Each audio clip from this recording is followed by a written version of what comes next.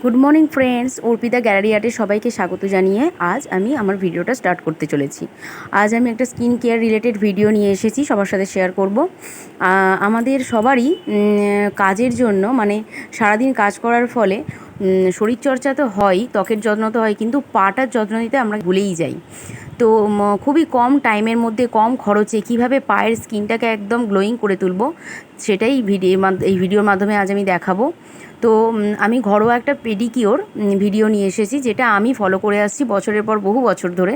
মানে school time থেকে আমি প্রায় 9-10-এ যখন পড়তাম আমি তখন থেকে এটা ফলো করে আসছি, সেই কারণে আমার পায়ে ট্যানিং বা পিগমেন্টেশনটা একদমই নেই, পড়েনি। তো এই রেমেডিটা যদি ফলো করা যায় তো পায়ের মধ্যে ট্যানিং বা পিগমেন্টেশন কিছুই পড়বে না।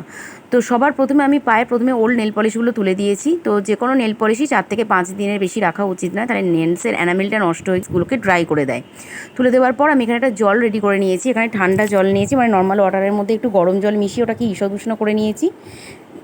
নিয়ে সেখানে কিছু জিনিস মিশিয়েছিলাম, যেমন হচ্ছে লবণ মিশিয়েছি 2 চামচ, বা নুন 2 চামচ মিশিয়েছি, খাবার সোডা 1 চামচ, একটা গোটা পাতিলেবুর রস, ফুড শ্যাম্পু দিয়েছি। এখানে ফুড শ্যাম্পুর পরিবর্তে যে কোনো লিকুইড সোপ ইউজ করা যেতে পারে।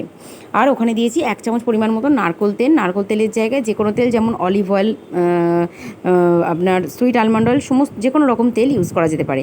তো তারপর 10 থেকে 15 মিনিট আমি পাটা ভিজিয়ে রেখেছিলাম। পাটা ভিজিয়ে রাখার পর যখন হিলস এরিয়াগুলো, যে অনেকের হিলস এরিয়াগুলোর চামড়াগুলো মানে একদম মানে ওখানে ডেড স্কিন সেলগুলো জমে জমে একদম শক্ত হয়ে যায়, তো সেই জায়গাটায় ওটা গরম জলে ডুবিয়ে রাখার ফলে যখন নরম হয়ে যাবে তখন এই ইয়েটা দিয়ে, মানে এটা হচ্ছে পিউমিক স্টোন। এই পিউমিক স্টোনটা যে কোনো স্টোরে কিনতে পাওয়া যায়। পিউমিক স্টোনটা দিয়ে ভালোভাবে আমি একটু ভালোভাবেই রাব করবো, জাস্ট হিল এরিয়াটা ভালো করে রাব করার পরে মানে 5-7 মিনিট মতো ভালোভাবে দুটো পা হিল এরিয়াটা রাব করে নিয়ে জলের মধ্যে আবার কিছুক্ষণ ভিজিয়ে রাখবো। তারপর যে কোনো একটা স্ক্রাব দিয়ে, এটা ফেস স্ক্রাবও হতে পারে, ফুড স্ক্রাবও হতে পারে, বডি স্ক্রাবও হতে পারে, তবে চেষ্টা করবেন মলিকিউলসগুলো যাতে একটু মোটা দানার হয়, তাহলে পায়ের তো স্কিনটা আমাদের অন্য স্কিনের তুলনায় একটু বেশি রাফ থাকে, তাই সেটার জন্য অনেকটা সফট করে দেবে মলিকুলসগুলো যদি দানাদার যদি একটু স্ক্রাবটা হয়।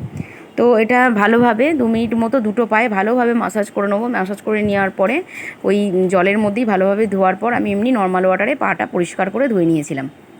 নর্মাল ওয়াটারে ধুয়ে নেওয়ার পরে পায়ের স্কিনটা আপনারা নিজেরাই লক্ষ্য করবেন এটা করার পরে পাটা কতটা সফট হয়ে গেছে। 15 দিনে একবার এটা করলে আপনারা নিজেরাই মানে পার্থক্যটা দেখতে পারবেন। আস্তে আস্তে ট্যানিং, পিগমেন্টেশন সব চলে যাবে। তো পরিষ্কার জলে পাটা ধুয়ে নেওয়ার পরে পাটা ভালোভাবে মানে মানে মুছে নেওয়ার পর আমি এখানে নেলসগুলো একদম কাট করে নিয়েছি নেল কাটারের সাহায্যে, কারণ আমি পায়ের নেলস রাখা বেশি পছন্দ করি না।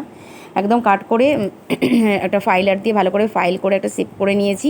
তো শার্পনেস যেন একদম না থাকে, সুন্দরভাবে শেপ করে নেওয়ার পর যে কোনো নেল পলিশ আপনাদের পছন্দ অনুযায়ী যে কোনো নেল পলিশ আপনারা পরতে পারেন। এটা আমার রিসেন্ট ফেভারিট কালার, তাই আমি এই নেল পলিশটাই ইউজ করব।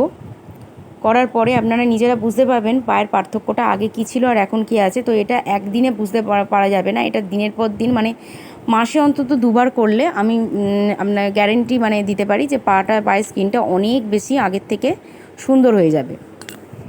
তো তারপর যে কোনো আমি ওটা পায়ের নেল পলিশটা পরার আগে আমি পায়ে একটা যে কোনো ময়েশ্চারাইজার আর কি ইউজ করে নিয়েছি। যে কোনো এক্ষেত্রে বডি লোশন, ময়েশ্চারাইজার, যে কোনো ফুড ক্রিম, যে কোনো ময়েশ্চারাইজার ইউজ করে নিতে হবে, কারণ পাটা অনেকক্ষণ জলের মধ্যে ছিল। এছাড়াও স্ক্রাবিং হওয়ার ফলে পায়ের স্কিনটা হালকা ড্রাই থাকতে পারে, তো তার জন্য ময়েশ্চারাইজারটা অবশ্যই দরকার।